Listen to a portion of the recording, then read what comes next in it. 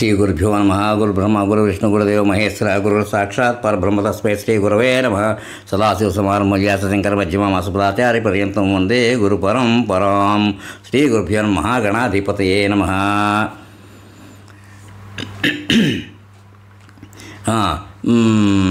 అందరూ మహానుభావుల శీర్షికలో 3వ ఎపిసోడ్లో మంగళంపల్లి కీర్తిశేషుల మాటల డాక్టర్ మంగళంపల్లి బాలమురళీకృష్ణ గారు చెప్పిన ఎపిసోడ్ 1 చెప్పుకున్న దాంట్లో ఇప్పుడు 2 కంటిన్యూ చేస్తున్నాం. దాంట్లో కొంత టైం తీసుకుని ఇప్పుడు అదనమాట.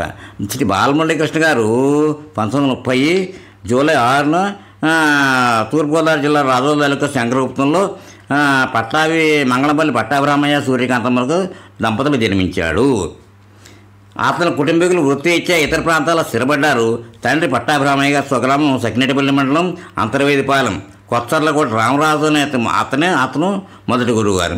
తర్వాత తమిళనాడులో పక్షిసిద్ధానికి చెందిన సుబ్రహ్మణ్యయ్యరు దగ్గర కొన్నాళ్ళు శిష్యులకి చేశారు.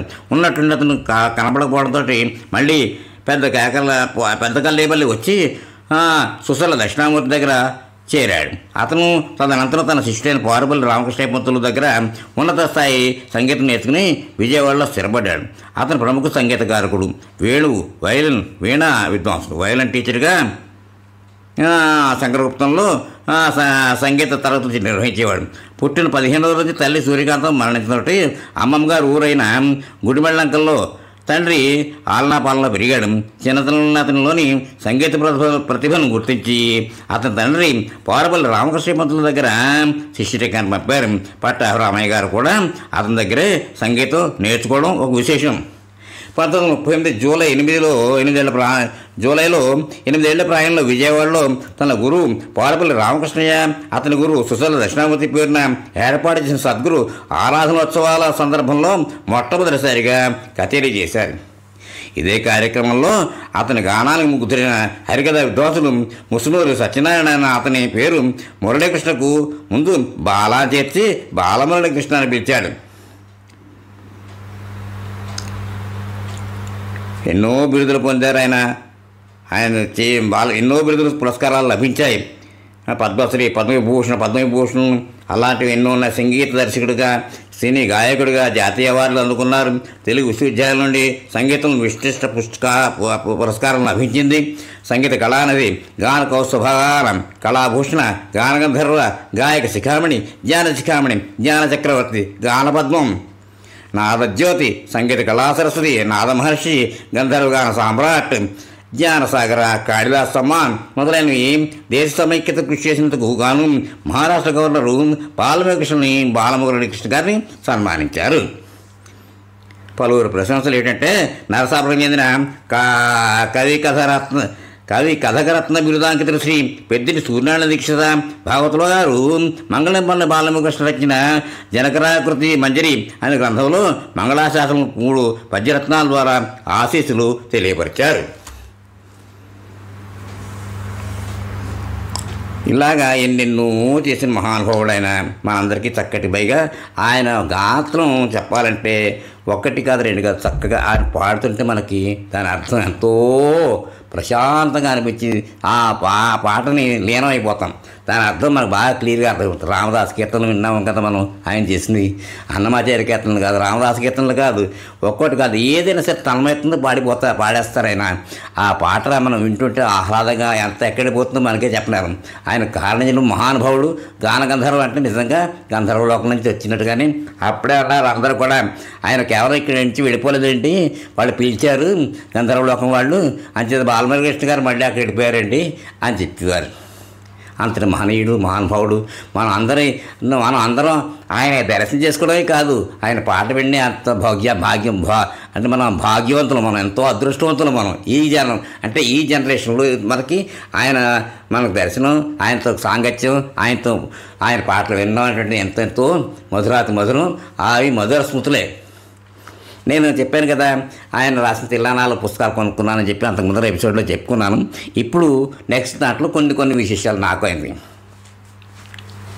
నేను అంటే చెప్తున్న మహానుభావులు అయినా పేరు శ్రీరామూర్తి గారు వీళ్ళందరికీ కూడా అనివార్యం మాట. అవి బాబు ఏంటంటే బాలమురళీకృష్ణ గారు పెద్దవాళ్ళకి పెద్దగారు, చిన్నవాళ్ళకి చిన్నగా చెప్తారు. చిన్నవాళ్ళకి ఎంకరేజ్ చేసేట్టుగా సరిగమనే పడతారు మళ్ళీ కచేరీలో కూడాను. అంటే అలా వాడిని పైకి తీసుకురావడం కోసం అంత బాగా చేసేవారు. ఇలా పాడు, ఇలా వాయించు, అలా వాయించు, అలా అంత అన్నీ తెలుసు కాబట్టి మహానుభావుడని. ఒకసారి ఏమైందంటే నాకు చెప్పాను కదా, కిషోర్ కుమార్ మా బిఎస్ కిషోర్ తోటి వాళ్ళు తెలిసిన వాళ్ళు ఎవరో ఉంటే నాకు యజ్ఞప్రభ గారు అని చెప్పి ఆవిడతో పరిచయం అయింది. ఆవిడ కూడా పాటలు పాడతారు. ఆవిడ ఇలా చెప్పి ఒకసారి నన్ను అడిగారు, ఏమండి మా అన్నయ్య గారు వాళ్ళు శర్మ గారు అనమాట, ఆయన దాన్ని ఏమంటాం అంటే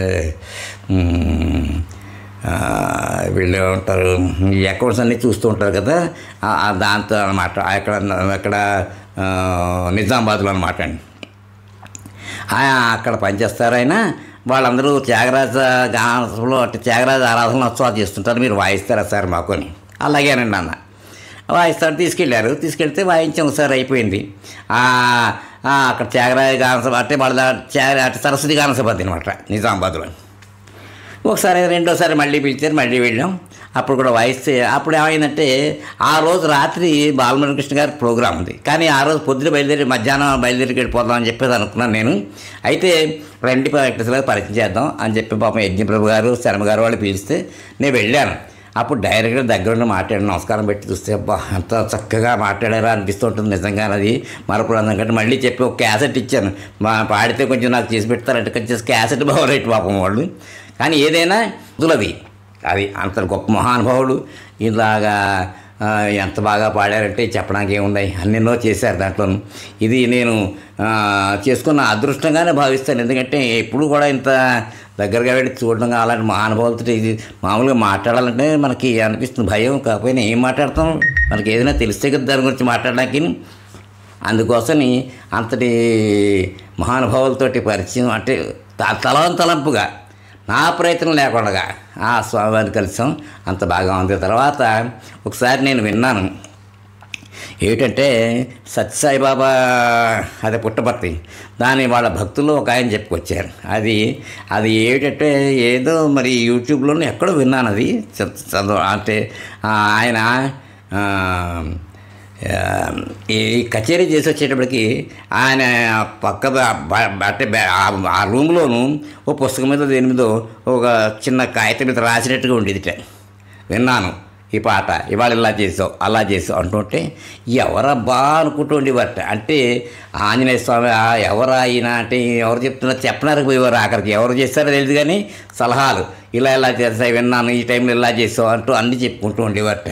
ఇంతటి అంటే ఆయన చెప్పారు కారణజన్మలు అంటే వాళ్ళకి అలా మాట్లాడుకోవడం వాళ్ళకి అలా తెలిసిపోతుంది. వాళ్ళకి ఏంటి మనకి ఏమిటో అనుకుంటాం కానీ పెద్ద వాళ్ళందరికీ కూడా వాళ్ళకి ఆ ఉపాసనా ఫలాలు దానివల్ల అందరికీ తెలుస్తాయి. వాళ్ళకి ఏటి తెక్కడి దాంట్లో ఉంటుంది.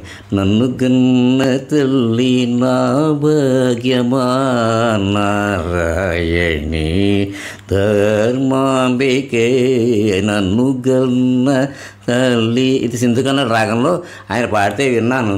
అబ్బా ఆ తర్వాత వాయించాను. ఆవిడ కూడా నోరి లలిత కృష్ణమూర్తి గారు కూడా పాడడం అది విన్నాను. స్క్రిప్ట్ లేకపోయినా వాయించేసేవాడిని. అలాగే అది తెలుసుకుని ఇలాగే పాడడం. ఇప్పుడంటే వాయించడం అందరికి కలిసి ఉండాలి, బాగా డెవలప్ చేయాలి ఎందుకని చెప్తూ ఉండేవారు.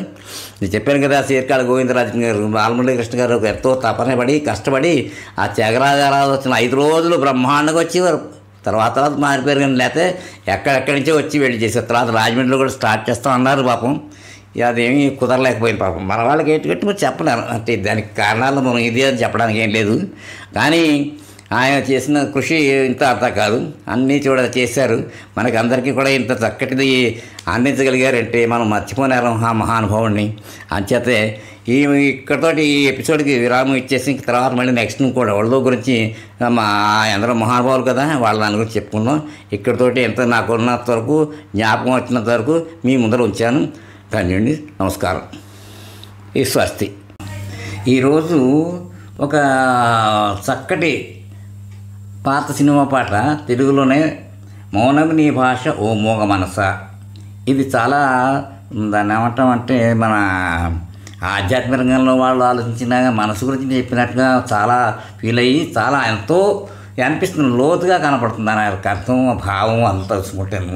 నాకు నచ్చింది. ఈ సినిమాని నేను చూడలేదు. గుప్పిడి మన సినిమాలో మన ఎవరంటే బాలమురళీకృష్ణ గారు, మంగళంపల్లి బాలమురళీకృష్ణ గారు పాడారు. ఆచార్య యాత్ర రచించారట దాన్ని. తర్వాత బాలచంద్ర దర్శకత్వం, మహాదేవన్ గారు అనుకుంటాను ఈ సంగీతం, ఎంఎస్ విశ్వనాథన్, మరి ఎంఎస్ విశ్వనాథన్ గారు సంగీతం చేశారు వాణి. అయితే ఈ అయిపోయింది కదా చెప్పుకున్నాం. ఇది ఏమిటంటే ఈ పాట ద్వారా మనం ఎన్ని ఆదర్శాలు చెప్పుకున్నా మన మనసు వేసే కోతిగంతుల్ని నియంత్రించలేకపోవడం వల్లే ఈ అనర్థాలు జరుగుతున్నాయని తెలుసుకోవచ్చు. పాట గురించి ఏంటంటే ఈ పాటలో ఆత్రేయ మనిషి మనసు గురించి, మనస్తత్వం గురించి, జీవిత తత్వం గురించి చెప్పాడు. ఈ పాటలోని తత్వం ప్రతి ఒక్కరి జీవితానికి, వాళ్ళ జీవితంలో జరిగిన సంఘటనలకు దగ్గరగా ఉంటుంది. మనిషి ఆలోచన విధానానికి, తత్వానికి ఓ పాఠ్యపుస్తకం లాంటిది ఈ పాట. కర్మ, యోగి, తత్వం తరహాలో ఉంటుంది.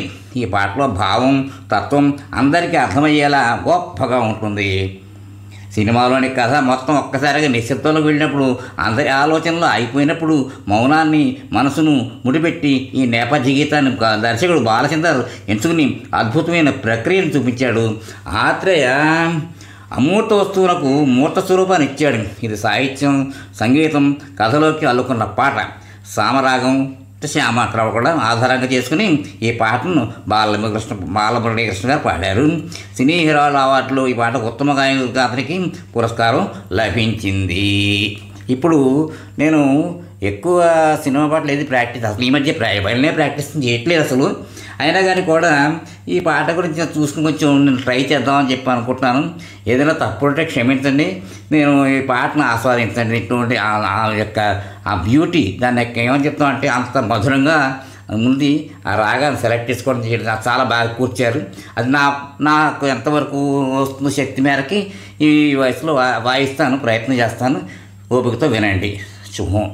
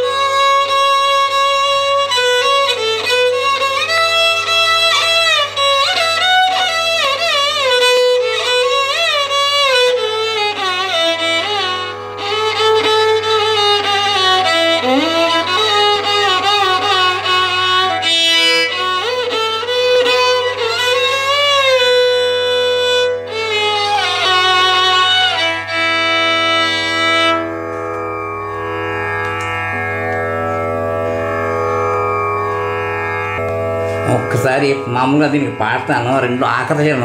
కోకెల చల నీవు ఊరిమేవల నీవు ఊహల ఉయ్యాలవే మనస మాయల దయ్యా నీవే మనస.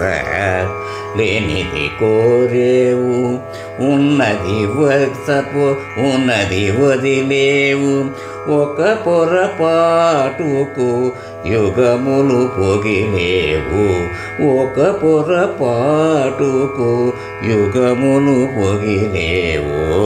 మౌనమే నీ భాష ఓ మూగ మనస.